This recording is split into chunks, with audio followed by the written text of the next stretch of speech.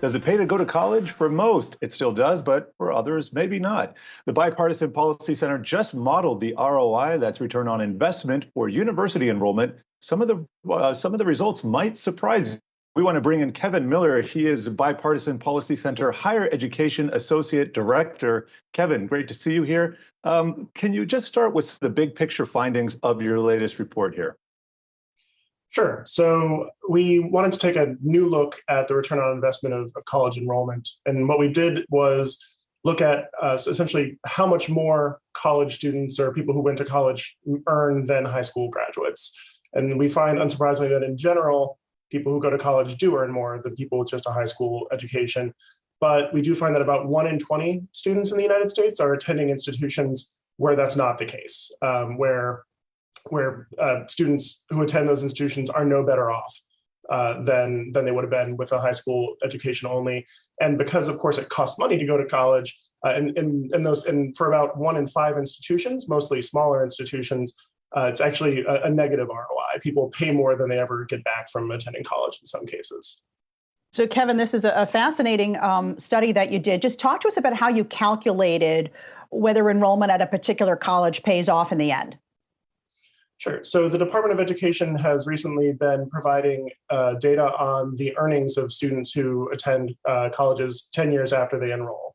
So we look at that as sort of a baseline. We use census data to extrapolate and see what the lifetime earnings of people who went to a particular college are likely to be. We subtract what they would have earned essentially if they'd never gone to college in the first place. And then we also subtract the cost of going to that particular college, which of course, for some colleges, the price tag is much higher than others.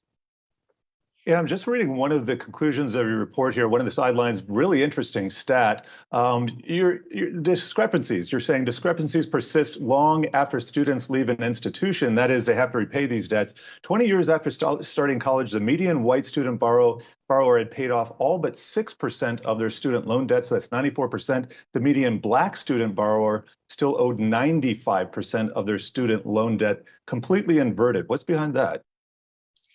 Yeah, I mean, a lot of this has to do with wealth and income. So one thing we know from census data and also from the Department of Education data is that outcomes for Black and white students who attend college are not exactly equal, and nor are they equal before college. So we also see that for people who only have a high school diploma, white men earn more than any other race and gender group. And so, essentially, there's a lot of built-in inequality in the economy. And so one of the things that we're concerned about in our report is making sure that students who have the most to gain from college, so especially women and people of color, are attending worthwhile institutions, and that we're protecting students from more predatory institutions that may not provide any payoff at all.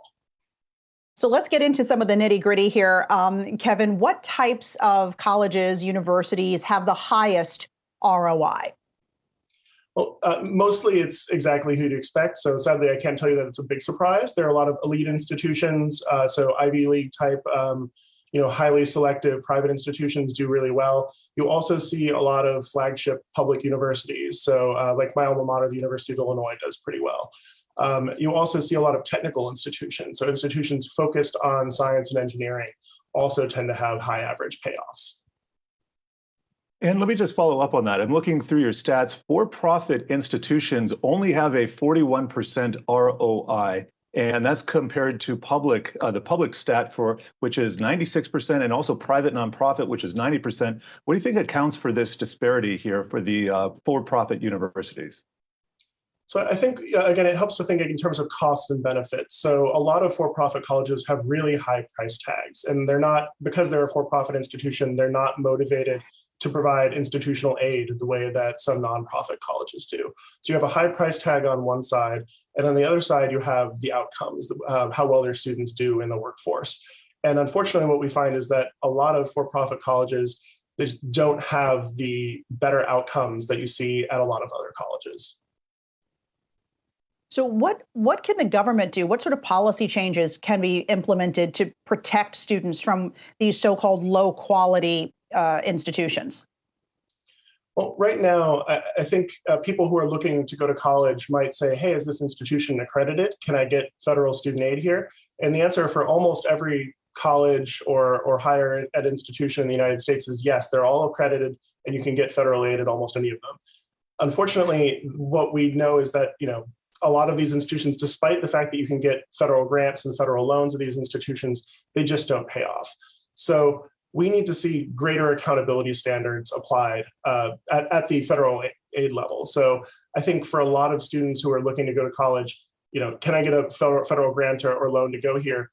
They use that as a signal that this is an institution worth attending. And so I think the federal government needs to seriously consider cutting off, for instance, the worst offenders in terms of institutions that don't provide any value to students. Yeah, it sounds a little bit predatory there, but really appreciate you stopping by and sharing that report with us. Kevin Miller, the Bipartisan Policy Center Higher Education Associate Director.